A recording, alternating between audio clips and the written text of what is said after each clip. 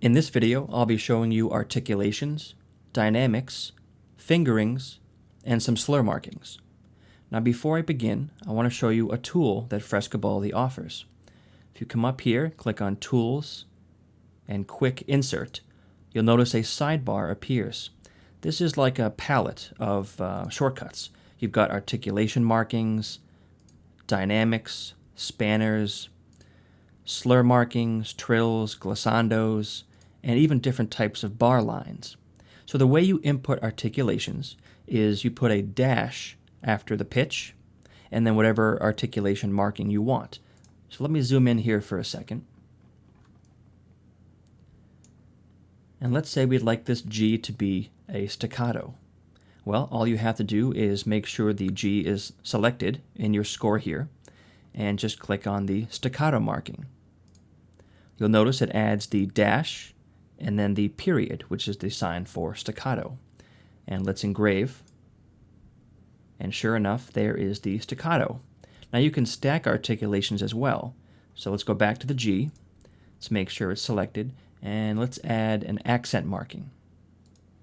And you'll see we now have 2 dashes and 2 markings. Let's re-engrave. And there's the accent. If you want to apply an articulation or a spanner to more than one note at the same time, all you do is select the notes. And let's go down here to spanners. And let's choose slur. You'll notice that Frescobaldi automatically inserts parentheses, which is the symbol for a slur. And let's re-engrave this. And there's our slur. Now, I recommend using the quick insert if you use Frescobaldi. It's an awesome time saver, and I really can't work without it at this point. So I highly recommend it. Let me zoom out here, and let me show you dynamics. Let's say we want this E here to be double forte. Well, make sure the E is selected right here. Come down here to dynamics, and let's click double forte. And as you can tell, the command for that is backslash and then FF. Same thing goes for piano or double piano. It's just backslash and then P or 2 Ps and so forth. So now when we engrave, we have a double forte. Now, let's begin the piece at double piano. Let's make sure the C sharp is selected and get the dynamic sign here. You'll see it adds a backslash and 2 Ps. Engrave, and there it is. Now, when it comes to crescendos and hairpins, there's 2 things you have to understand.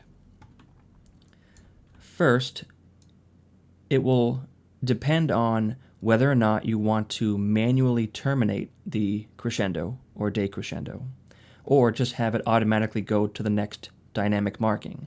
So for example, let's say I want to put a crescendo from this D right here all the way to this E. Well, select the D right here and click the spanner for crescendo.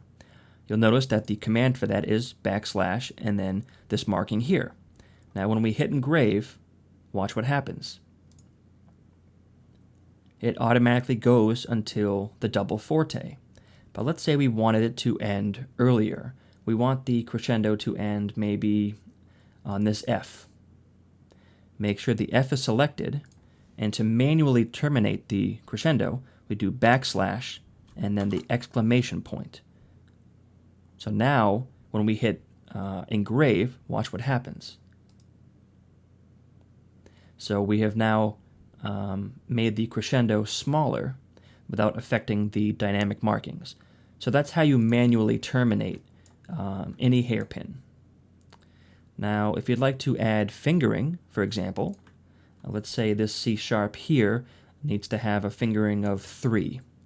Well, all you have to do is go to the end of your C, type in dash, and then whatever number you'd like the fingering to be. So let's say this is going to be 3. So dash 3. And now when you engrave it, there's your 3.